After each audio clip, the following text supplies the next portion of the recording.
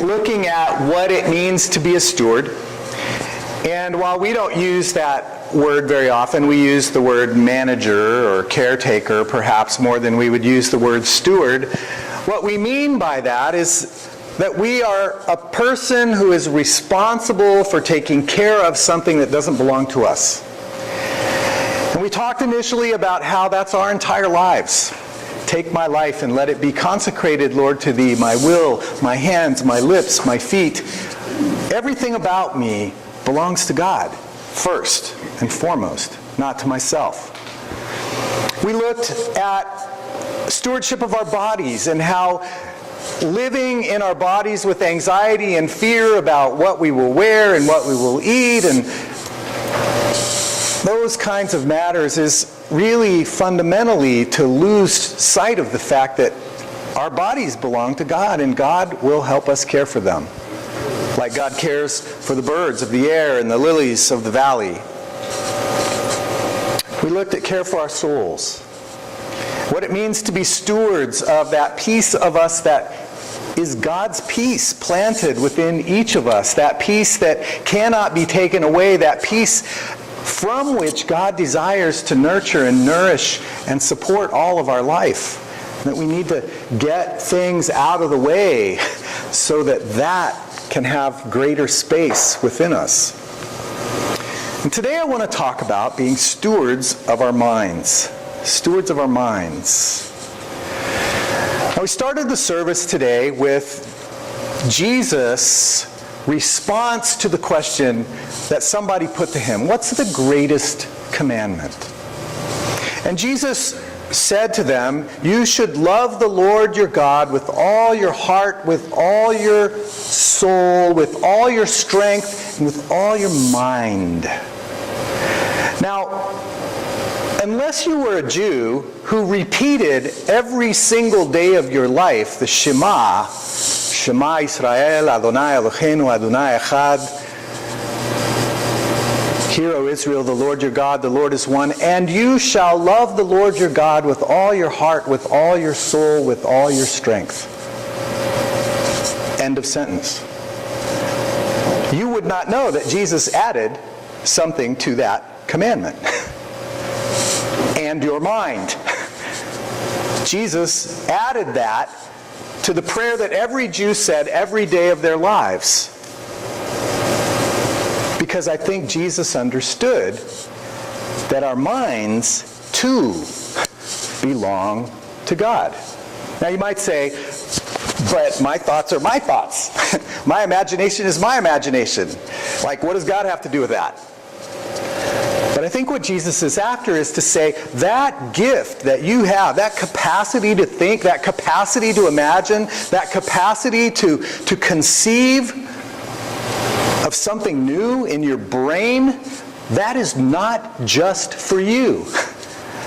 That belongs to God. And it needs to be placed in the service of the things that God cares about. It needs to be stewarded, just like every other aspect of your life. And so I want to talk a little bit today about what that means. What does it mean to be a steward of my mind? And as I thought about it, there were three things that kind of came to mind for me. Three ways in which I can take the responsibility for being the steward of my mind before God.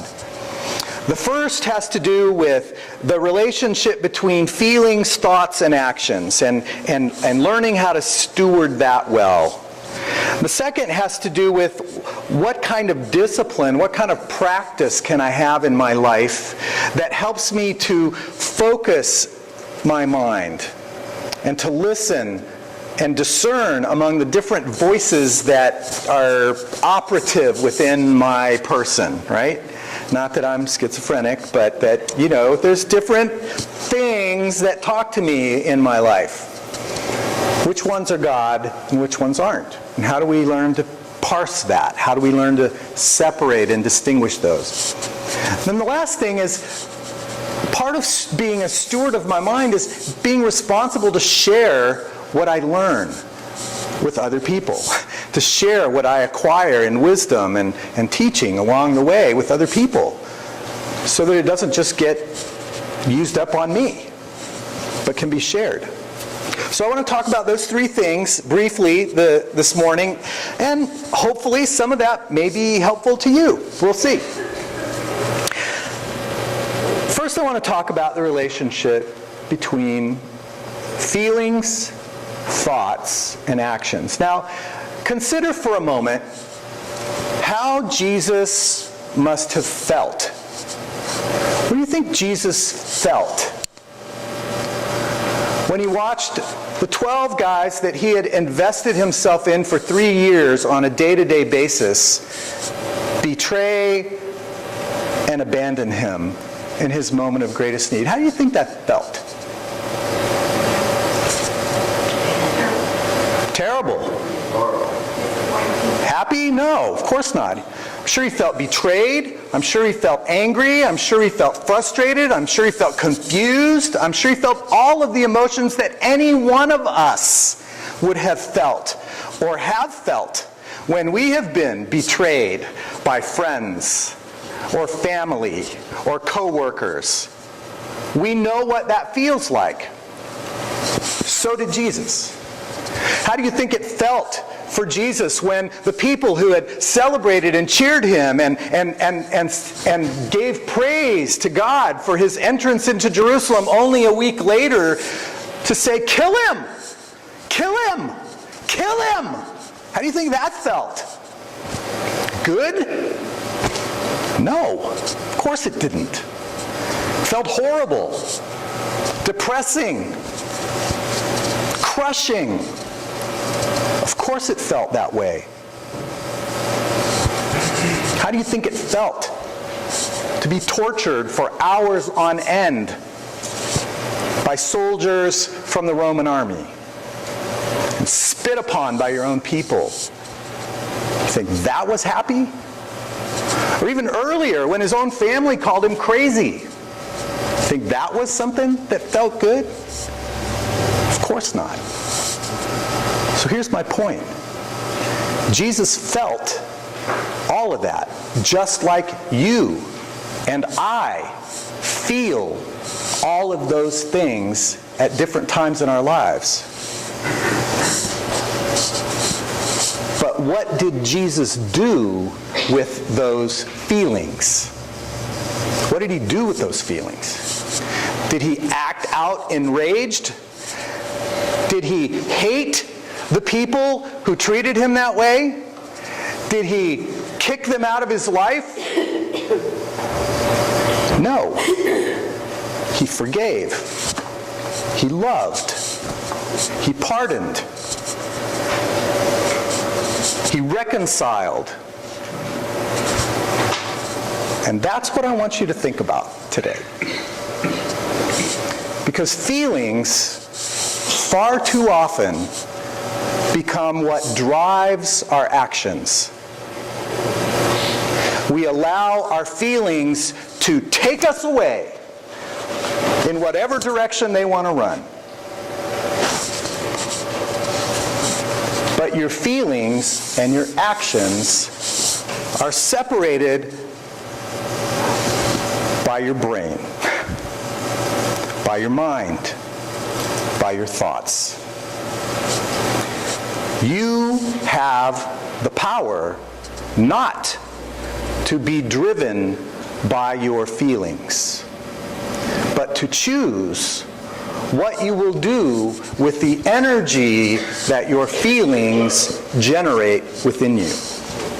You have the power to choose what you will do, just like Jesus had the power to choose what he would do with the feelings that came from those experiences. And that is part of what it means to be stewards of your mind. You have to be able to distinguish between the feelings and what I do with them, and make a choice somewhere in there about what you're going to do with those energies that your feelings create. Now, that's not an easy thing to do always, and we live in a society that seems to be completely uninterested in learning how to choose what to do with what you feel. We live in a society that seems to be solely interested in letting your feelings take you wherever they want to, whether that is to just express whatever angry outburst you happen to feel towards somebody in your family or somebody in the workplace or somebody who lives next door to you or your political opponent. We seem not to be interested in cultivating any capacity to choose what to do with that energy. But I think Jesus invites us to be better stewards than that. To use our minds to help us discern that important distinction between feelings and actions. So for me, the first thing that stewardship of my mind requires of me or invites me to make sure I pay attention to is that relationship between feelings, thoughts, and actions. The second thing that comes to mind is, how do I do that? Well, one way is you go to therapy. And you get a good therapist who can help you with that. That's what I had to do. But you can't be in therapy every day. And so how do you cultivate the internal capacity to separate those things out? Paul seems to think that's possible.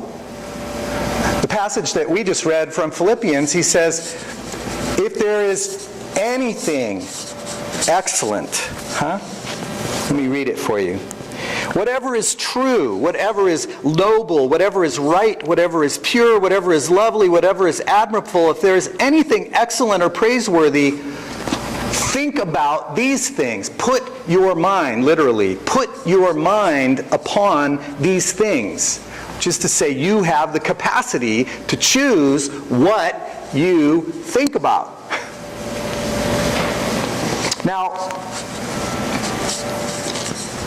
in almost every world religious tradition, there is one branch that understands meditation to be the most profitable exercise in helping us learn how to parse and distinguish the difference between the God voice that dwells within us and the other voices that are there.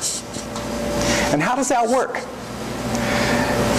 What meditation does is give us a regular practice to sit still, to be quiet, and to observe what is often referred to as our monkey mind.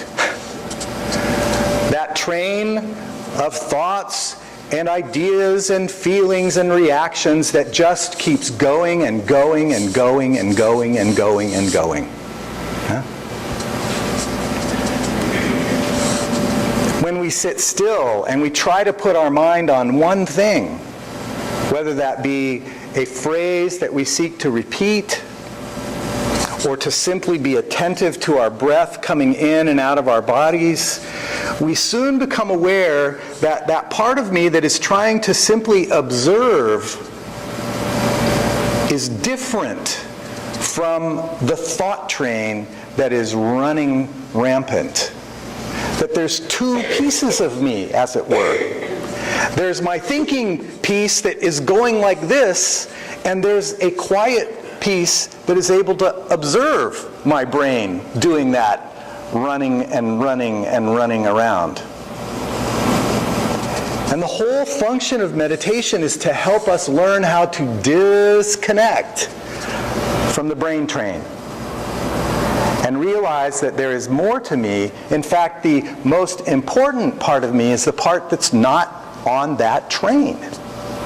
The most important part of me is the part that is able to go, oh, look at that ridiculous train of thought that you have. Look at that ridiculous reactivity that you're experiencing to that conversation you just had. Yeah? How many of you have had a conversation with somebody and you get done with that conversation and all you can do in the car the whole way to wherever you're going next is think about it over and over and over and over again, and what you should have said and what you didn't say, or what they said and how you felt about it and what you should have said back to them instead, and you go around and around and around and around and around. You can't get off the dang train! But you can. And that is part of being a steward of your brain and of your mind, is learning how to get off of those trains when you find yourself on them. This last week I went with one of our members who had gotten fired from his job to talk to the owners of the company, and I was fired up. I had already decided that this was totally unfair, that they were trying to, really do him a bad one, and I was ramping up. I could feel it. My adrenaline was pumping, my heart was going, I was having trouble calming my breath down. I was like ready to give somebody something. I was.